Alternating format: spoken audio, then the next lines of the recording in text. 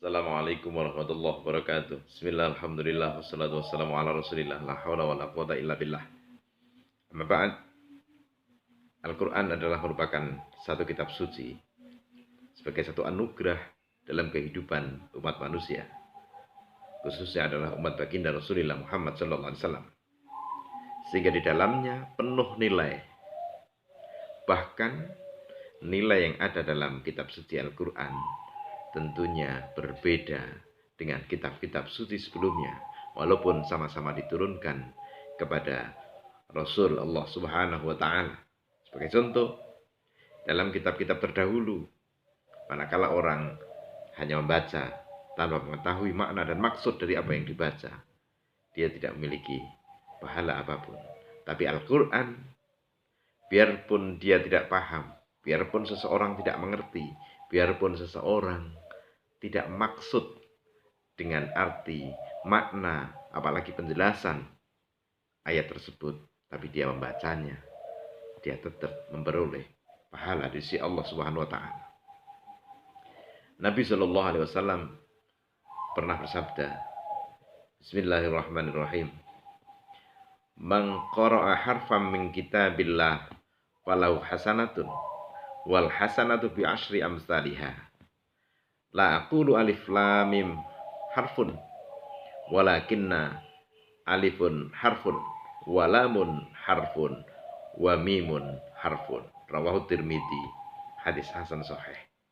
Saudara-saudara sekalian, dari hadis ini Rasulullah SAW menjelaskan bahwa barang siapa yang membaca satu huruf dari Al-Quran min kitabillah falau hasanatun, maka baginya pahala kebaikan.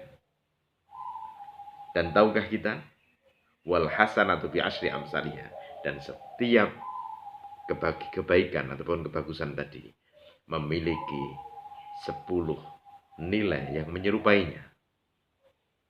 Kata Rasulullah, tidaklah aku katakan bahwa alif lam mim itu satu huruf, akan tetapi alif satu huruf, lam satu huruf, dan mim satu huruf. Sehingga ketika kita membaca alif lam mim, berarti kita sudah memiliki 3 pahala kebaikan, dan setiap kebaikan memiliki nilai 10 yang menyerupainya di hadapan Allah Subhanahu wa Ta'ala. Hadis al-Qadqal. Itu dari sisi kebaikan, pahala, nilai. Belum lagi faedah, fungsi yang luar biasa, karena Al-Quran merupakan jawaban atas setiap persoalan kehidupan, problematika yang dihadapi dalam kehidupan umat manusia. Allah Subhanahu wa Ta'ala mengatakan dalam firman-Nya, A'udzubillahi minasyaitonirrajim, Bismillahirrahmanirrahim. Wa nunazzilu minal Qur'ani ma huwa syifaa'un wa rahmatul lil mu'minin wa la yazidudz dhalimina illa khasara. Al-ayah. Dan tidaklah aku turunkan Al-Quran kecuali menjadi obat dan rahmat bagi orang-orang yang beriman.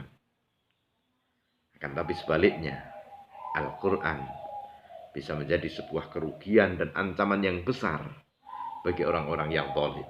Artinya di sini adalah orang-orang yang tidak mempercayainya.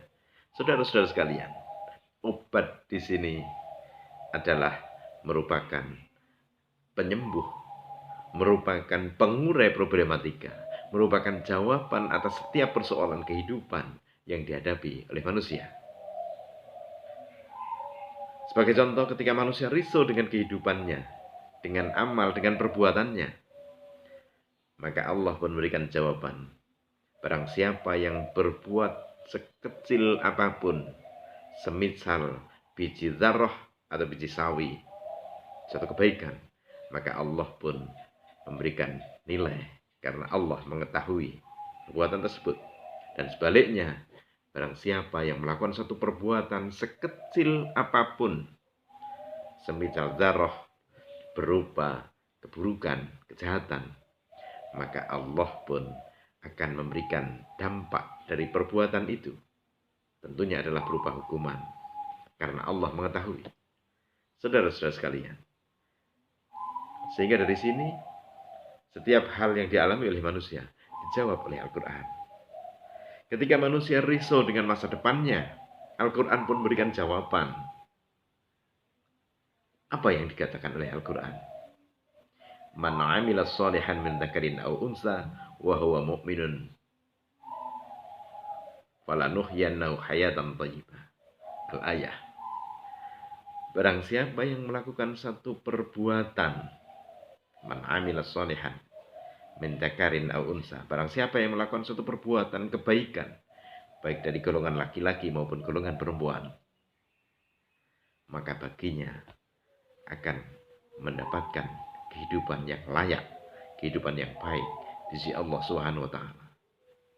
Saudara-saudara sekalian, belum lagi persoalan-persoalan yang lain dalam kehidupan ini.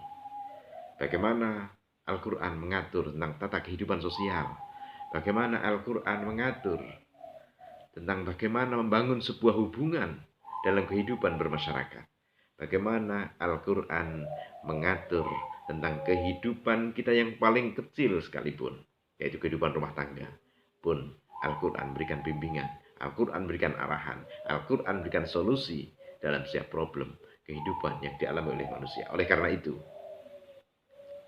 marilah kita gunakan Al-Quran sebagai sebuah pedoman dalam kehidupan kita, arah dalam kehidupan kita, dan sekaligus penuntun dalam setiap langkah dan kehidupan kita.